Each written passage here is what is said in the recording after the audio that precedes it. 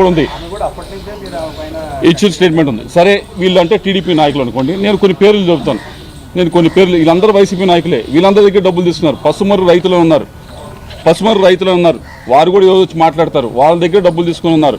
ఎందుకు డబ్బులు ఇచ్చారు వారు వెనక్కి? రైతుల దగ్గర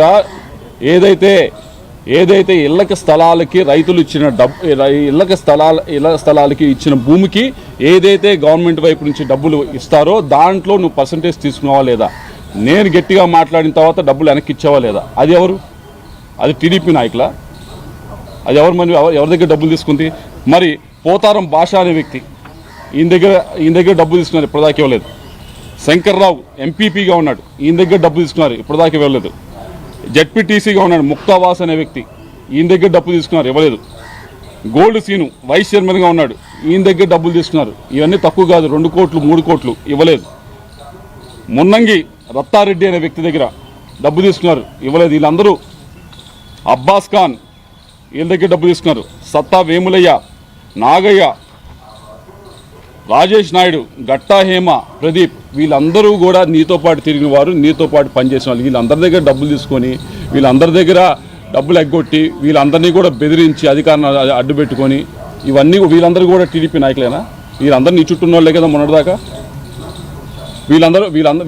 వీరందరికీ ఏం సమాధానం చెప్తారు మీరు? ఇవన్నీ నిజం కదా?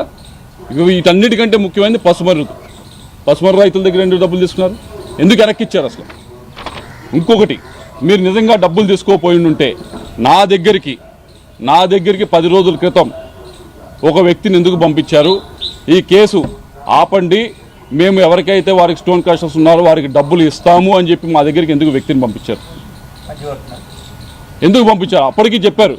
ఆ మధ్యవర్తిని పంపించి చెప్పడం కూడా ఏం చెప్పారంటే, మేము గుంటూరులో కౌన్సిలర్ ఉన్నాడు, ఆ వ్యక్తి దగ్గర దుర్గారావు అనే కౌన్సిలర్ ఎవరు ఉన్నారు, ఆ వ్యక్తి దగ్గర మేము ఇవ్వాల్సిన డబ్బులు మేము పెడతాము, ఈ కేసు వెనక్కి తీసుకోండి, తీసుకుంటే కనుక మేము ఈ డబ్బులు ఇచ్చేస్తామని చెప్పి. మరి మీరు తప్పు చేయనప్పుడు ఇవన్నీ ఎందుకు చేశారు?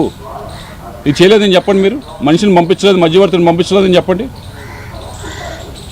ఇవన్నీ ఒక తప్పు తర్వాత మీరు చేసి దానిపైన వాళ్ళు స్టోన్ క్రషర్స్ వాళ్ళు వెళ్ళారు, పోలీసులు కేసు పెట్టారు, దాన్ని ముందుకు తీసుకువెళ్తా ఉంటే ఇదేదో మేము రెడ్ బుక్ రాజ్యాంగం అంటారు, బ్లూ బుక్ రాజ్యాంగం. ఇది ఎక్కడ? వీళ్ళందరికీ మరి సమాధానం చెప్తారు. వీళ్ళందరి దగ్గర డబ్బులు తీసుకొని వీళ్ళ పరిస్థితి ఏంది? వీళ్ళందరూ కూడా మరి ఇదేం పద్ధతి? కాబట్టి ఒకసారి మాట్లాడే ముందు మనం ఏం చేసాము, మనం నిజం మాట్లాడుతున్నామా అబద్ధం మాట్లాడుతున్నామా బేరీజ్ వేసుకొని మాట్లాడితే బెటర్. దాన్ని తప్పి మాట్లాడితే తప్పకుండా అన్ని బయటకు వస్తాయి. మీరు కాల్ డేటా తీశారు, కాల్ డేటా ద్వారానే నన్ను అసాసినేషన్ చేయాలని చూస్తున్నారు, ఫ్యామిలీ మొత్తాన్ని బదనాం చేశారు, నాకంటూ ప్రైవసీ ఉంటుందా అని చెప్పాను. నేను ఇందాక చెప్పాను, మళ్ళీ చెప్తా ఉన్నాను. అయ్యా, మా ఇంట్లో కూడా ఆడవారు ఉన్నారు, మా ఇంట్లో వాళ్ళకి ఒక న్యాయం, ఆవిడికి ఒక న్యాయం అయితే నేను భావించను. ఆ వ్యక్తిని కాదు, అటువంటి వ్యక్తిని కాదు. వారికి ఒకటే న్యాయం. అక్కడ ఉన్న ఆవిడ కాల్ డేటాని ఎవరు తీర్చలేదు. నేను చెప్తున్నాను, మా ఇంట్లో వాళ్ళు తీర్చకపోతే ఆవిడని తీస్తాం మనం.